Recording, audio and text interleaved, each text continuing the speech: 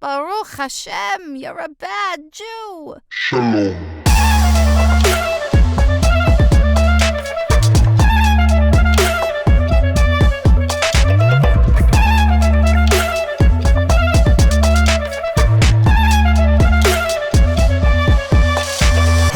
You're listening to Bad Jew. With me today is Aliza Kline. I couldn't be more excited to have the head and founder of OneTable. Basically, a couple of years ago, I started seeing all these links to OneTable. My first reaction was, I don't know why I have to RSVP and register to go to your Shabbat, but sure. And then now, as time has gone on, like it's become kind of a centerpiece to the YJP experience. And I can't believe I actually am speaking to the creator of this amazing experience. So Aliza, welcome to Bad Jew. Thanks. Happy to be here. Yeah, you've described yourself as a social entrepreneur. You've described yourself as a dynamic leader. What's the root of that? Where does that come from?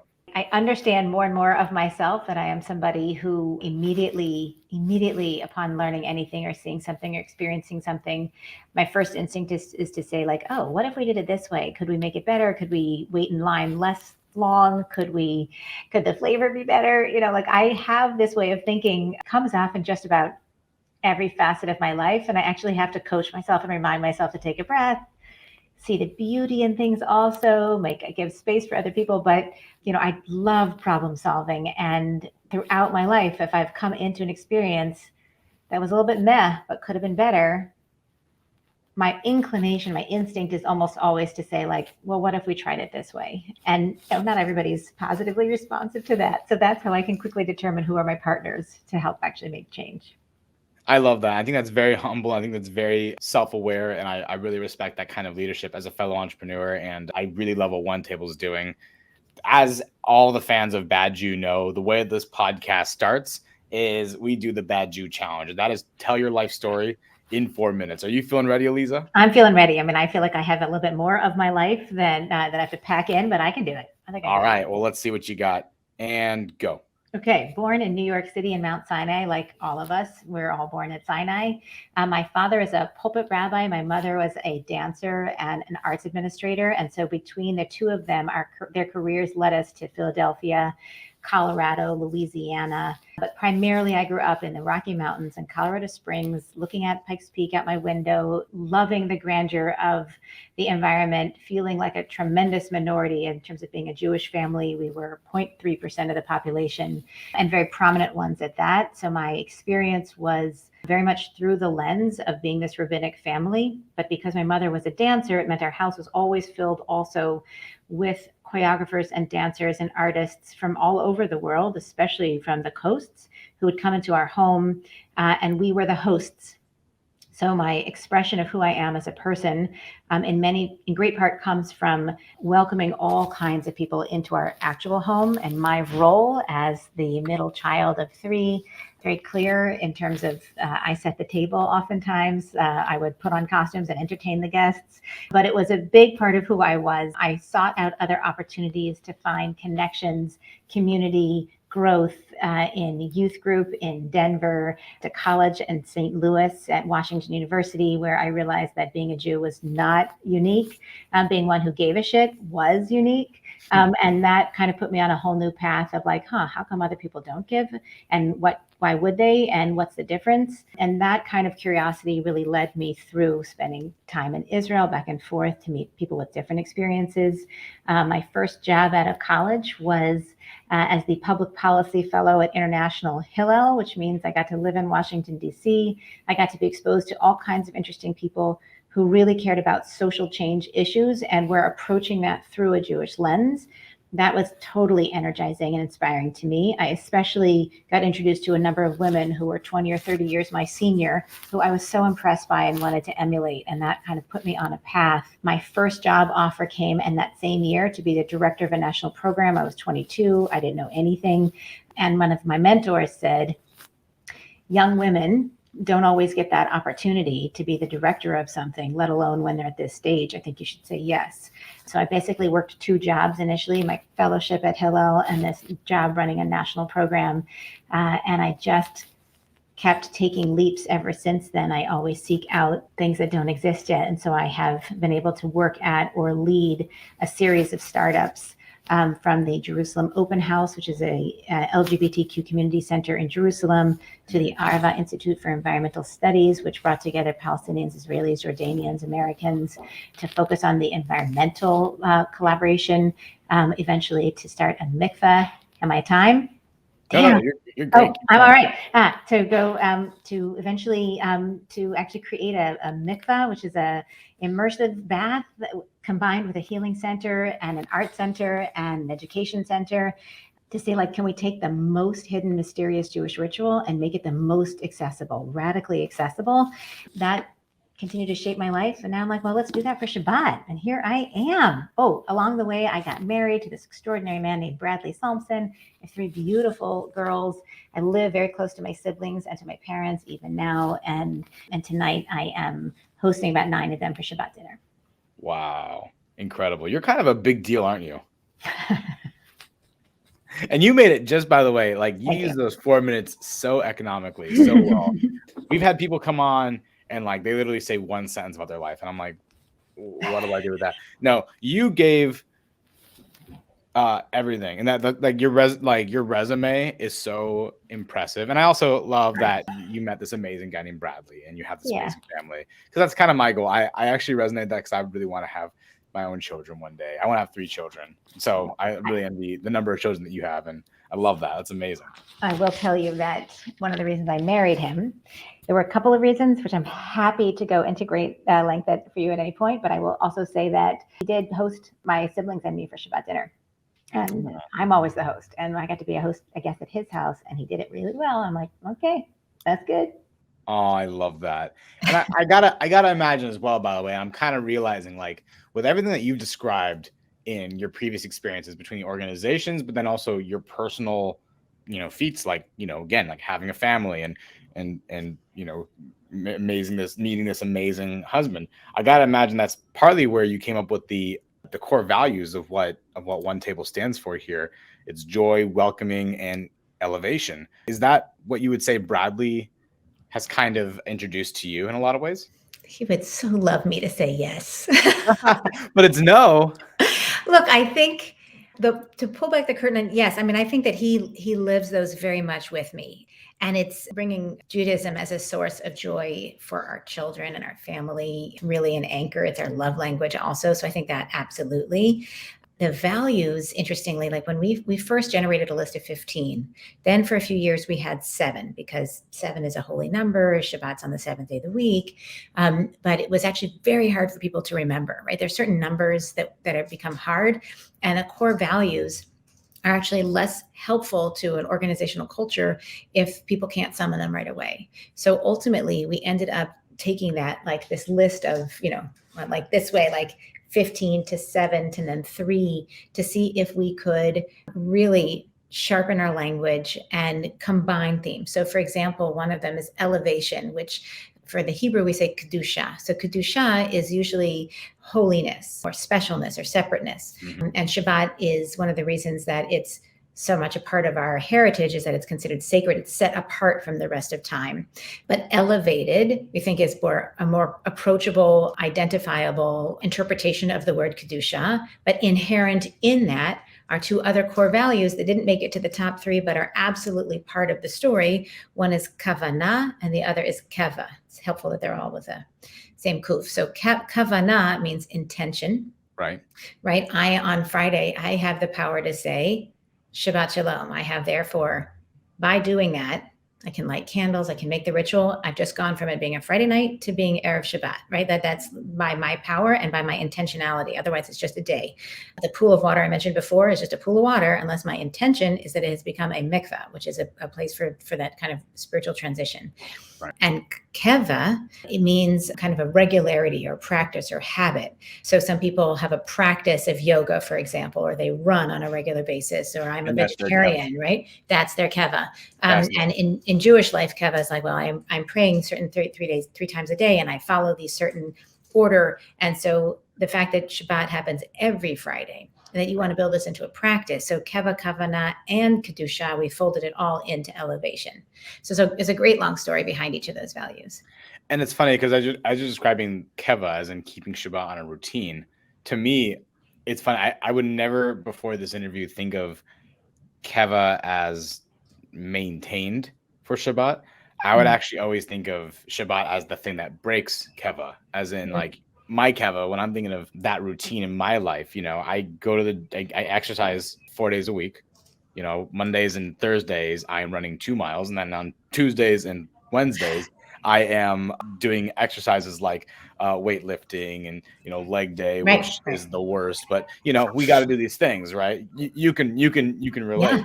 yeah. So it makes sense that it would be routine. And on that theme I though, want to move you from routine though, like you were, which is also to practice, which I think is when OneTable got started, I studied a lot of habit formation. Okay. Why? So when we talk about habit formation in the last 10, 15 years has primarily been understood by Silicon Valley. Like, how do I get people kind of addicted to Be Real is brilliant, right? You got to pick up your phone and be real at the exact same moment. They've created a habit out Right. of the way in which you're engaging with technology. And if it can be habit forming, then you can be addicted to it and then you buy more of it.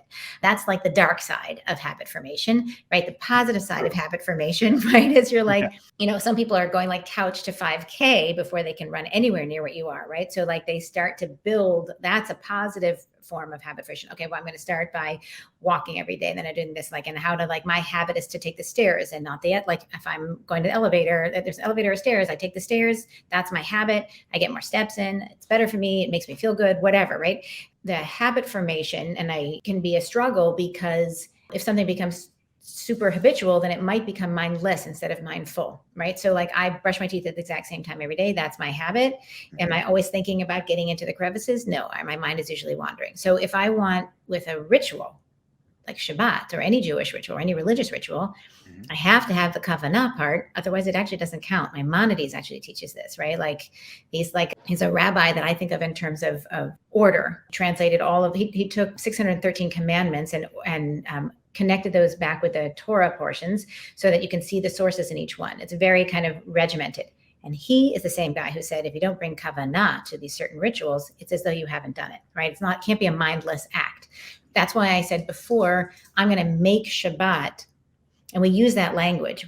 We make Shabbat, right? God made Shabbat, but we get to make Shabbat by actually proclaiming it as Shabbat and by changing the way we're engaging with our life.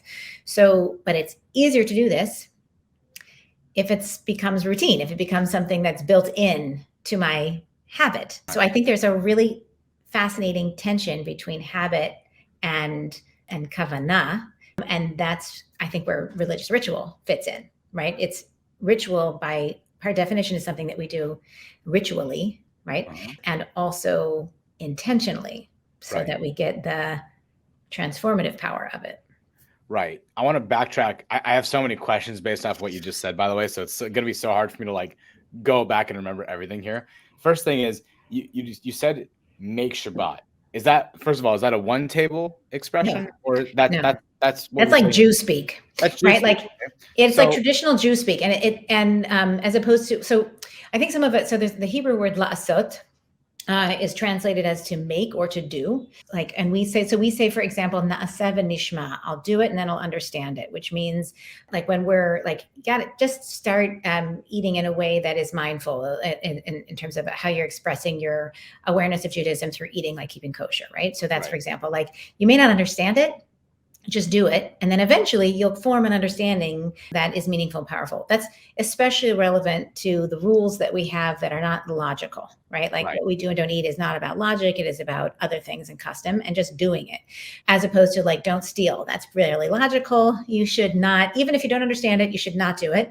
Right. Eventually you'll understand it. And if you mess up, you'll really understand it, right? But other things that we don't like, so na'aseh v'nishma is a really interesting teaching. And the way I would take that for Shabbat is like, I don't need you to take a class on all of the elements of Shabbat. Tonight, it starts tonight. So we're recording this on a Friday. Tonight is Shabbat. Don't miss an opportunity to experience it just because you don't feel like you understand it yet, which is not to say that understanding isn't essential to your growth, but the first step may be experiencing it. And that's where the la'asot or the na'aseh fits in. So to make Shabbat or make Shabbos, I don't actually know. You're asking me. I'm feeling like a bad Jew for a second. I don't know. Well, I don't, I don't know the source of that specifically. That's my guess. Right. Well, so here's the thing that I don't know if it's contradiction or maybe I'm not understanding something, but we're not supposed to create things on Shabbat. For those who practice Shabbat, who might know the customs, you're not supposed to go ahead and make food. You're not even supposed to light a match because you're creating a new energy on Shabbat, right? And it's as a day of rest because God made the universe in 6 days, and on the seventh day he rested. That seventh day is supposed to be our Shabbat, right? That's the parallel that we draw to God there, right? The seventh day is the seventh day of creation. I just would encourage you to read Seventh day of that's right. Meaning that rest is part of creation. It's not that the creation is done and then we rest, but rest is actually essential to creation. So that, like breathing, right? You can't just inhale, you have to exhale as well. Exactly. Gorgeous. Yes, right. That's gorgeous, Chaz. Yes. Thank you. So, okay. So the part that I don't understand, if we're not supposed to create, why can we make Shabbat? Yeah. And maybe that's just something that's lost in translation between Aramaic to Hebrew to English. I'm not sure. But I kind of imagine that's a contradiction. Let's start with what happens on a Friday before Shabbat. Okay. And actually, I mean, if you're really into Shabbat, it starts before then. And so in order to be totally present, we want to not, the teaching goes, we just kind of you're just going to be for a minute. Just be. Leave the world as it is. You can imagine the way the world could be, right? But we're going to give ourselves that deep exhale before we go back into doing that. And that exhale can last 25 hours. It's this extraordinary gift where Shabbat somehow is magically is an hour longer than the rest of the days. We can talk about how that happens, but it's pretty cool. And the idea is, right, in order for me to have that luxury of expansiveness of time where I don't have to check my emails or go shopping or do something that's like stress inducing and alters the world, I have full permission, like spiritual, religious, moral permission to take a minute to restore yourself. In order to do that, I have to prepare. So there's a wonderful teacher named Tiffany Shlain who wrote a book called 24/6.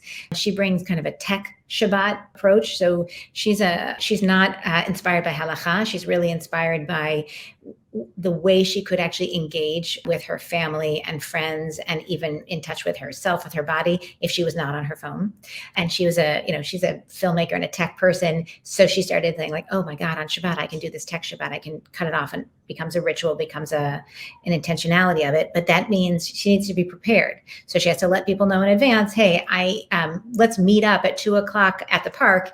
I'm telling you that now because I'm not going to be able to be reached to have that conversation earlier. So that's like a social preparation. She also takes a stack of books of like all the things that she really wanted to read or look at throughout the week, but she ran out of time, and she puts that in a stack. So on Shabbat afternoon, she can pull from that, right? That's like, how did we prepare for that? So that's comparable to if I don't want to actually cook on Shabbat, but I definitely want to eat. So I'm going to cook in advance. We light Shabbat candles because they're beautiful and they feel good and they change the kind, but also so that we can see. So traditionally, we didn't use electricity at all. So we would light the candles just before Shabbat begins.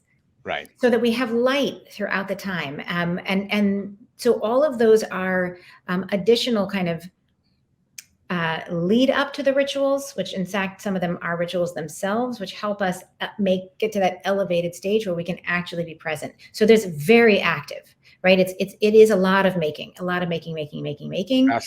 And then being. Fascinating. So going back to the person, what's her name who wrote the book? Tiffany Shlain. So going back to Tiffany Shlain, right? She described this act that she needs to do these things in order to separate. And I can relate to that as an entrepreneur whose business is entirely online. My company, Mr. Thrive Media, or a marketing agency that does the podcast production as well. So as you can imagine, this space right here is where I am 5 days a week, if not 6 days a week, right? Yeah. It definitely feels like survival. And, when I was looking for some research on Shabbat, I wanted to hear some other perspectives on it. The Orthodox Union had a take on Shabbat that I had never heard before. And in fact, Here is the article. Here's a piece from this article from the Orthodox Union talking about why is Shabbat important. Without the Sabbath, the Jew would have vanished. It has been said that as much as the Jew has kept Shabbat, so has Shabbat kept the Jew. As long as Judaism exists as a vibrant, vital force, the Sabbath is its most outstanding ritual practice. Gorgeous. So I found that to be really fascinating. Again, survival. Yeah. I would have never used that word. Yeah. Where does that stem from in your?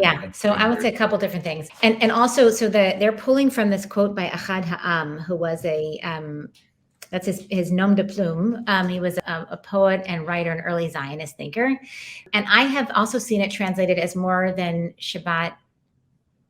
the Jews plural have kept Shabbat. Shabbat has kept the Jews. So that's really interesting because the way they're using it is in the singular. In the plural, it seems very obvious, right? Shabbat is the kind of a core time when we come together to be with people that we love, to be with people who don't have a place to go, right? Our primary time of praying is can we come together on Shabbat? It's when we read Torah.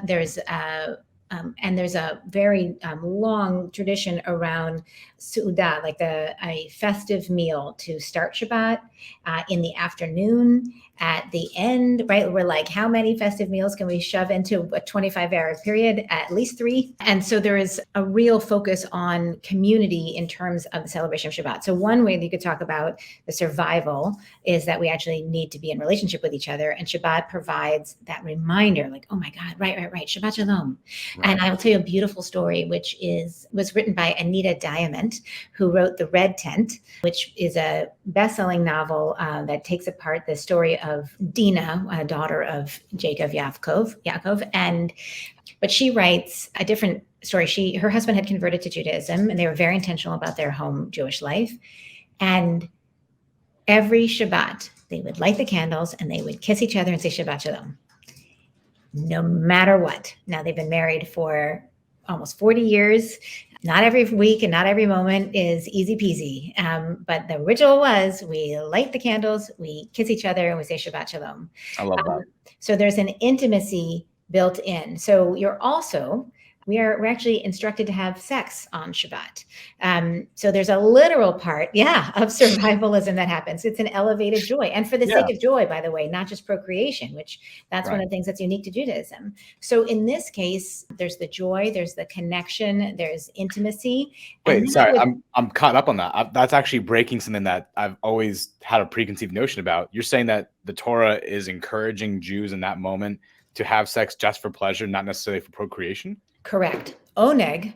So our third core value, by the way, is oneg, which is joy, which is a unique joy that is associated with Shabbat. It's delight is how we would translate it.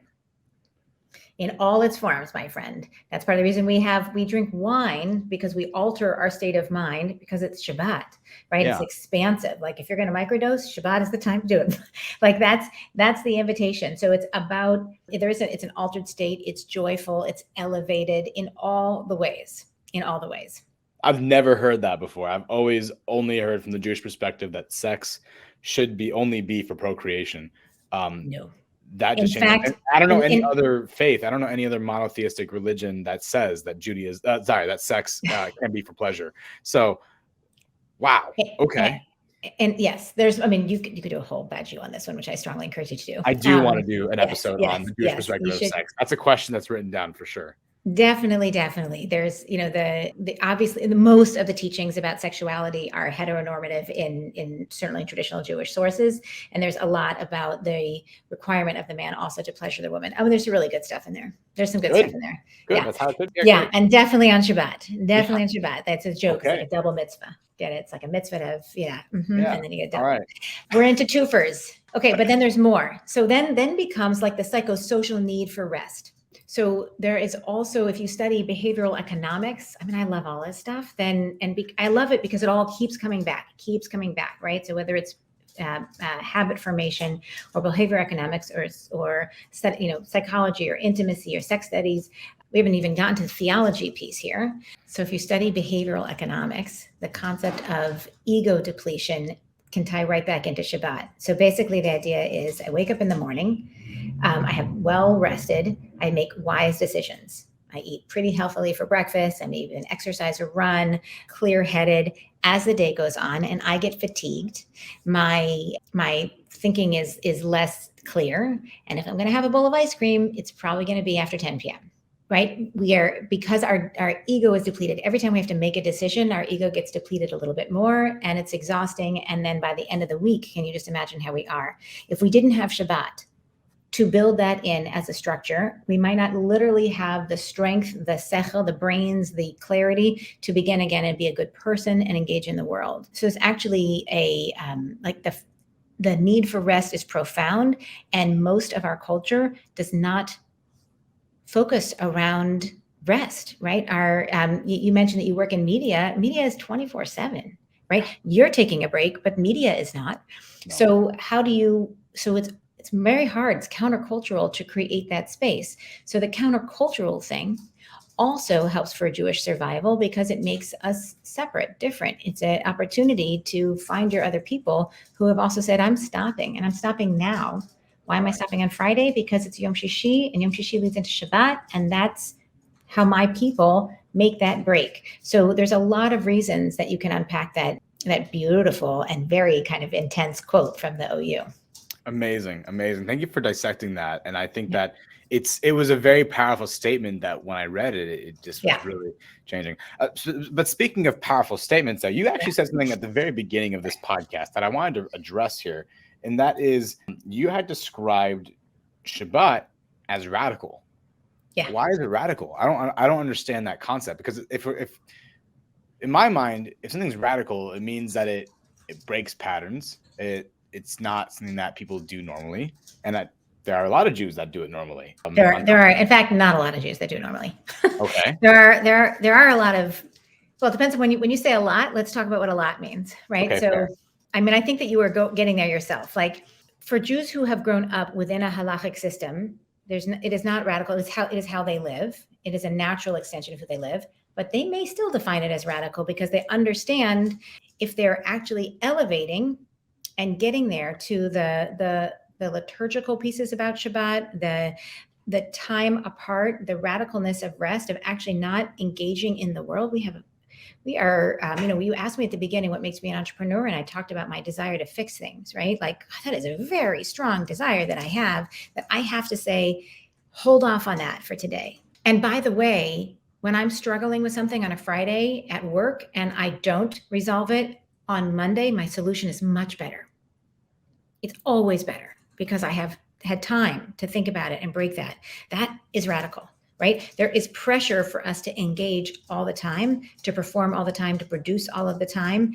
So many industries bill by the hour, for example, or by the widget or the connection, the whatever it is. And so who is giving you permission to just say, hey, just stop for a minute, right? So then you're like, well, my tradition is giving me permission,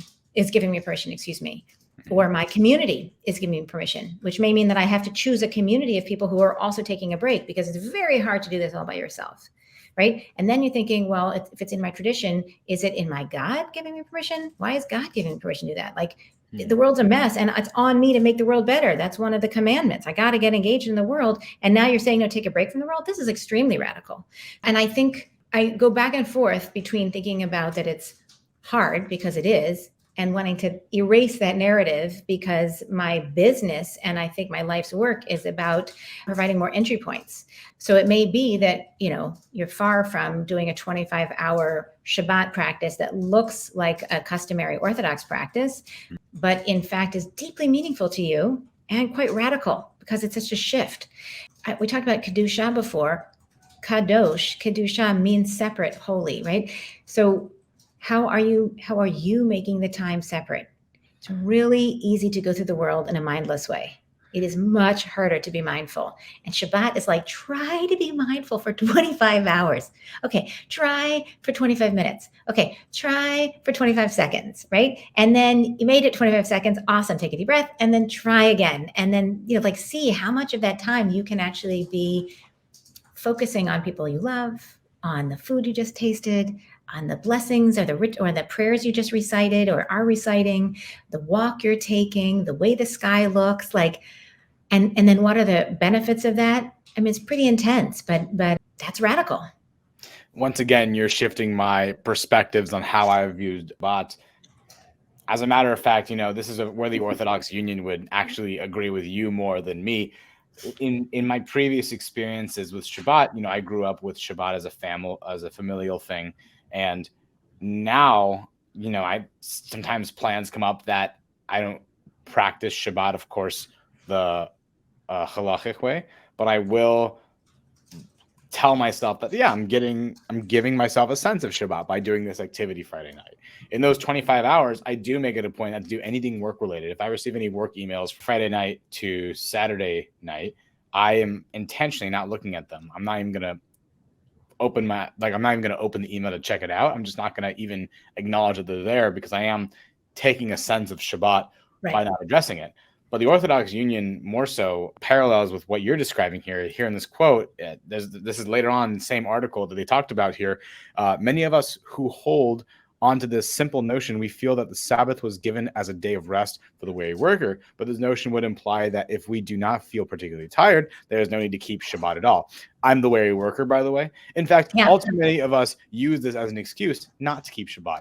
But this simple day of rest explanation of Shabbat is really very weak, and the more we examine it, the weaker it becomes. In fact, it fails to explain any of the questions we have just raised. So I think that's where you and the Orthodox Union happen to agree. And I'm totally fascinated by that notion, and I'm, it's making me think a little bit differently. This is why I started the podcast. I wanted to be challenged here. I'm going to ask confrontational, and I'm going to let people be confrontational with their education towards me.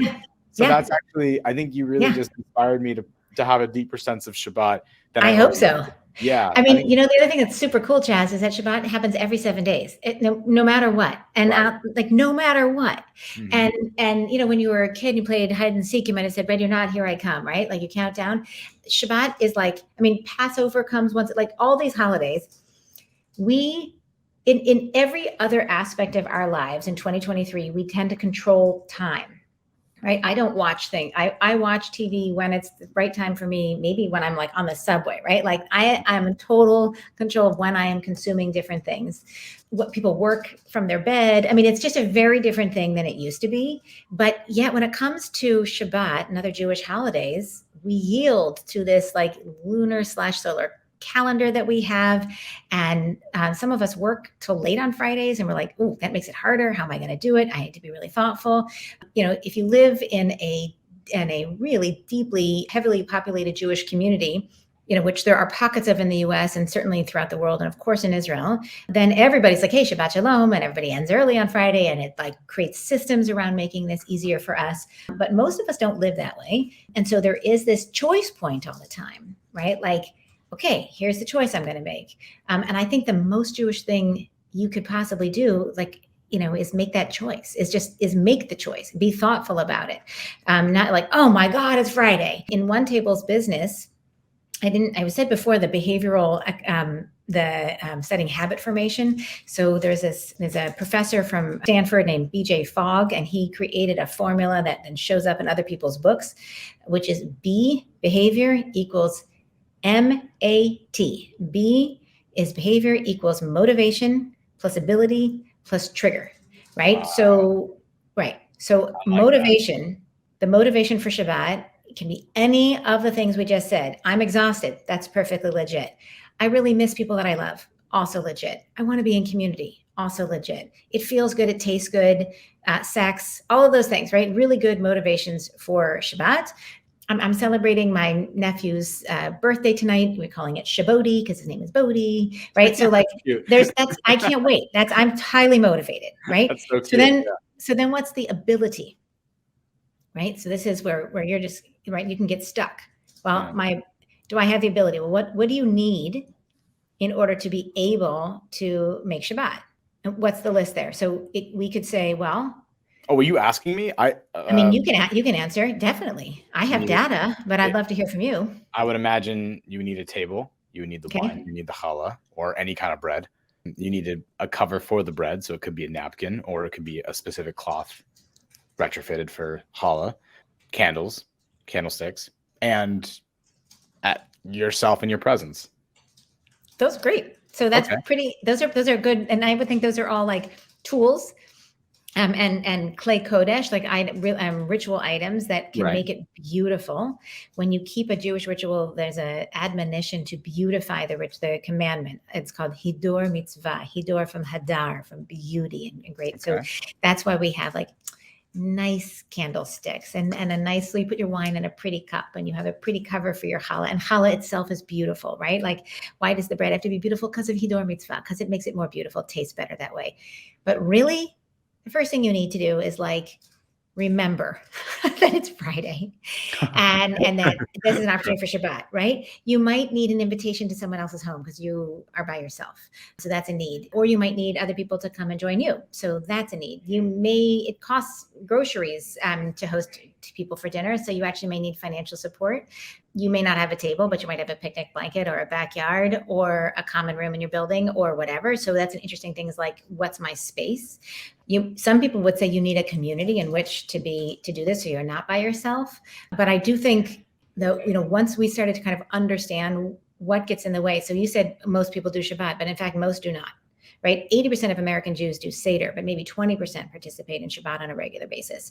The opportunity is huge. The need is great. Right? We didn't even talk about loneliness, and alarming numbers. 52% of young adults identify as lonely, like really lonely. What does that mean? They doesn't have someone to call when shit gets hard. Like, that's terrible. What do we do to help people find people more connected? And how might Shabbat be that source? So you might literally need a friend in order to do Shabbat, like all those things. Mm-hmm. So, as a plug for OneTable, one of the things that we do is figure out, okay, here's those needs.